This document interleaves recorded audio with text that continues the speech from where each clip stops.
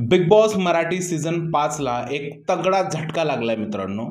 झटका असा आहे की सीझनची टी-आर-पी जे आहे ते डाऊन झालेली आहे. नक्की काय बातमी पाहूया व्हिडिओमध्ये. नमस्कार मित्रांनो, माझं नाव तुषार आणि 7 स्टार मराठीमध्ये तुम्हा सगळ्यांचं पुन्हा एकदा स्वागत आहे. बिग बॉस मराठी सीझन 5 सुरू झालं त्यावेळेस लोकांनी डोक्यावरती घेतलं आणि खूपच जास्त चर्चा जी आहे ते या सीझनची आहे आणि सीझननी जे आहे ते एक टी-आर-पीची एक नवी उंची गाठली होती. बिग बॉस मराठीच्या इतिहासातील सगळ्यात जास्त टी-आर-पीचा सीझन म्हणून या सीझनकडे पाहण्यात आलं मित्रांनो. आणि सीझनने जवळजवळ 3.9 पर्यंतचं रेटिंग जे आहे टीव्ही रेटिंग जे आहे ते गाठलं आणि सगळ्यांनी जे आहे ते एकदम आनंद उत्सव साजरा केला. पण मित्रांनो, लास्ट आठवड्यात बिग बॉस मराठी सीझन 5 ची टी-आर-पी थोडीशी डाऊन झालेली आहे.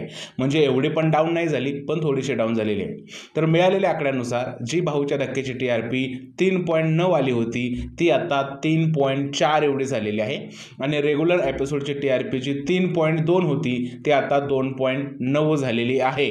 त्यामुळे थोडंसं प्रेक्षक जे आहेत ते बिग बॉसवरती सध्या नाराज झाले असं वाटत आहे.